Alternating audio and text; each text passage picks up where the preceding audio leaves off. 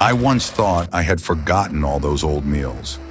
But just mentioning a few dishes from the 1970s is enough to bring back a clear image of my mother standing at the stove while we sat waiting at the table. These 15 dishes weren't just meant to fill our stomachs. They were the memories of a family doing its best to get through hard times. What surprised me most was that one dish on this list. I had eaten it for years without ever knowing its real name. How about you? Is there a dish that, just by hearing its name, instantly brings your childhood kitchen back to life? Leave a 1 and continue this journey with me. Number 1, porcupine meatballs. I remember those afternoons in our small kitchen, filled with the rich aroma of tomatoes slowly simmering, as my mother rinsed a handful of raw rice and mixed it into a bowl of ground beef. The white grains blended into the meat looked ordinary at first, but once the pot began to gently bubble, they absorbed the liquid, swelled up, and poked out like tiny little spikes. That's how porcupine meatballs were born. My mother used to say the rice helped stretch the meat and even replaced a serving of rice at dinner. Did your mom ever say food that way? The meatballs simmered until tender in a deep red tomato sauce, the smell drifting through the whole house. While the pot quietly cooked, my mother sat nearby, keeping an eye on the low flame and helping me with my homework. Sometimes she added green peppers, sometimes oatmeal, and when we ate, each of us topped our bowls with a spoonful of sour cream. I felt so happy sitting together as a family, sharing one pot for dinner. What about you? Have you ever secretly cooked with friends without telling your mom? I have. Number 2, tomato aspic with veg-all. One weekend afternoon, a friend and I were standing in my small kitchen, curious to try making tomato and vegetable aspic, something we'd only ever seen in old photographs. We poured tomato juice into a pot, sprinkled in unflavored gelatin, and laughed as we stirred, because the bright red color looked more like a science experiment than food. When we added canned corn, peas, and carrots, we fell silent, watching the colorful bits float in the clear gelatin. Have you ever cooked something purely out of curiosity? We added a splash of lemon juice, a few drops of Worcestershire sauce, and a touch of hot sauce for that truly classic flavor. Then poured the mixture into a mold and slid it into the refrigerator. We waited for it to set. When we turned it out onto a plate, the aspic wobbled gently, glowing red. And surprisingly, it was pretty good. If you'd like to explore and rediscover those memorable childhood recipes with me, don't forget to subscribe. Number 3, cream cheese and jelly sandwich. Do you remember the taste of the cream cheese and jam sandwich your mom used to make? For me, it's etched deep into my memory, bringing back rushed winter mornings when bread was our familiar breakfast before school. It was cold and the small kitchen felt empty. I would tear off a piece of soft white bread, quickly spread on a layer of cool cream cheese, add a spoonful of bright red strawberry jam, and we'd share it between us. We ate while pulling on our coats and glancing at the clock. No one had time to talk much. Back then, bread cost only a few cents, a box of cream cheese lasted all week, and there was always jam waiting in the cupboard. Each loaf was about 5 to 10 cents, just enough to warm the bellies of us kids on a cold morning. Looking back now, I realize what I miss most isn't the sweetness of the jam or the richness of the cheese, but the feeling of sharing a simple breakfast with my brothers and sisters before heading off to school. After those layers of cream cheese and sweet jam, my memories turn in another direction, towards soup made from potato peels, where meals no longer tasted sweet, but carried the quiet struggle of getting through each day. Number 4, potato peel soup. I once came across potato peel soup in one of my grandmother's old cookbooks, and I had to stop for a long moment. A dish born from scarcity, now almost erased from our culinary memory. Just lightly seasoned water, with potato peels that modern kitchens usually throw away. Yet somehow it was surprisingly filling. I found myself wondering, when was the first time I learned that potato peels could actually be cooked? What about you? How long have you known this? What truly stands out isn't the flavor, but the efficiency. Nearly half of a potato's fiber is found in the peel, something that helps fill the stomach and curb hunger. Can you believe that a meal this simple once sustained entire families through times of hardship? Number 5. Chicken divan. I remember very clearly the first time that dish appeared in my mother's small kitchen on an evening when everyone in the family was home. She placed tender pieces of chicken beside bright green broccoli, then poured over a rich, creamy sauce made quickly from canned cream of chicken soup, a style of cooking that was so familiar in the 1970s. It wasn't as refined as the original dish from the Devon Parisian restaurant, but in its own quiet way, that meal felt complete and deeply satisfying. To keep dinner from feeling repetitive, my mother would make small changes. Some nights she sprinkled in a bit of curry powder to bring out the aroma. Other times she added a few slices of water chestnut for that playful crunch. Sometimes broccoli was swapped for peas, or mushrooms from the fridge found their way into the pan. Just a few simple adjustments, yet the whole table felt new again. Do you remember how hard your mother worked to put a good meal on the table for the family, without you ever saying thank you? And after this video today, do you have the courage to tell her how much you love her? Number 6. Waikiki meatballs. Waikiki meatballs are a dish that still makes me laugh every time I think about it. The first time it appeared on our table, the hot meatballs were coated in a glossy sweet and sour sauce, mixed with soft pineapple and crisp bell peppers. My sister and I nearly forgot all our table manners.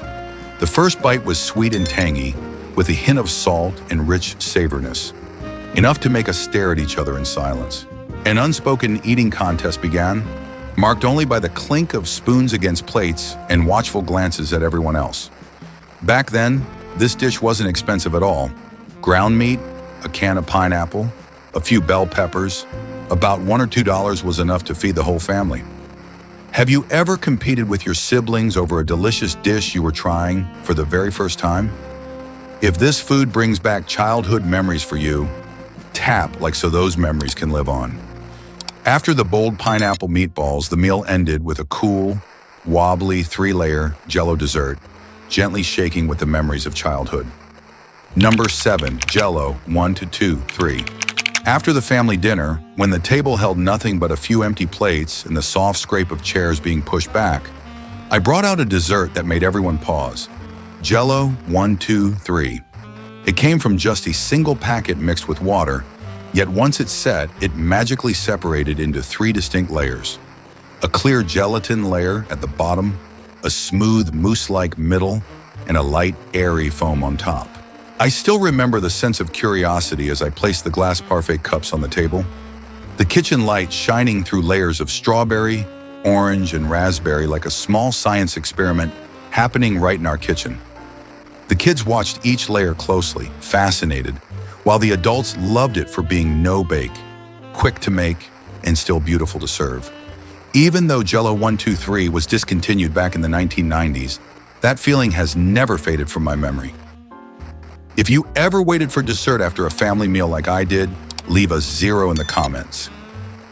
Number 8, deviled ham logs. The first time I encountered ham and cheese roll-ups was at a dinner party, displayed elegantly on a glass platter at the center of a table, crowded with cocktail glasses.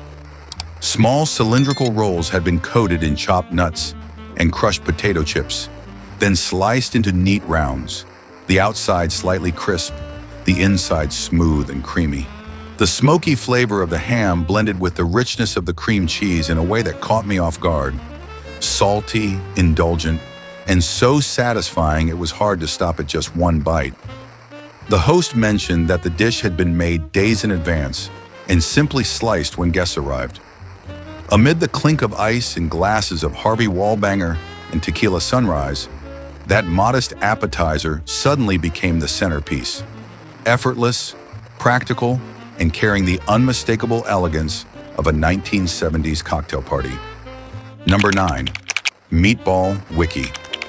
Waikiki meatballs are a vivid imprint of the 1960s tiki wave that flowed into American home kitchens in the 1970s. Made from ground beef mixed with crushed saltine crackers, eggs, and onions, the meatballs are rolled by hand, browned, then simmered in a glossy, sweet and sour sauce with pineapple, bell peppers, and brown sugar. That tropical flavor brought a sense of going somewhere far away to the dinner table, without ever leaving the suburbs. Easy to prepare, make-ahead friendly, and perfect for reheating, the dish reflects how American cooking of the era experimented with the new while holding tightly to the familiar. Number 10. Velveeta fudge. I vividly remember the afternoon my grandmother came home from the market, her arms full of grocery bags, calling my brother and me into the kitchen. She pulled out a batch of fudge made with Velveeta cheese. It sounded strange, but the taste was surprisingly delicious. The rich, creamy cheese blended perfectly with the sweetness of chocolate, and we ended up fighting over every bite, laughing as we ate, unable to believe that cheese could turn into candy. Does this bring back memories of your own grandmother? Leave a heart and her image will come back to you in your memories. The recipe was simple. Melt Velveeta cheese with chocolate and milk, stir until smooth, pour it into a pan, and let it cool until set. Sweet, just like that memory. Number 11, frosted meatloaf. Oh, the first time I ever saw a frosted meatloaf brought to the table. A hot loaf of ground meat, topped with smooth mashed potatoes like cake frosting. It honestly stopped me in my tracks for a few seconds. When I cut into it, the frosting melted, butter and milk blending into the rich meat beneath, and the aroma filled the entire kitchen. I ate in quiet amazement, wondering how something so simple could feel so comforting. No frills, no fuss, just a dinner that made me deeply happy. Number 12, tuna twist casserole. I only got to eat tuna twist casserole once. That day, my mom mixed canned tuna with spiral pasta, a little cream soup, and whatever cheese was left in the fridge, then put it all in the oven. The smell filled the house and made me think it was something truly special. It was rich and comforting, but the portions were very small. I remember eating slowly, almost sadly, because I knew there wouldn't be a second time. Back then, it was incredibly cheap. 1 can of tuna, a bag of pasta, half a can of cream soup, just a few cents in total. But for our family at that time, even that took effort. And maybe that's why this dish stayed with me as a memory of something brief, unfinished, and quietly heartbreaking. Number 13, cream chipped beef on toast. Cream chipped beef on toast felt like a meal calculated down to the smallest detail during wartime. Soak the dried beef in warm water for a few minutes, drain it, then chop it finely. Melt the butter, stir in the flour, and slowly add warm milk while whisking until smooth.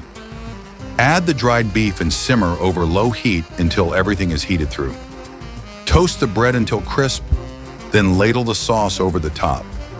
In our house, about 50-70 grams of dried beef was enough, along with 1 tablespoon of butter, 1 tablespoon of flour, 1 cup of milk, and 2 slices of toasted bread to feed the whole family.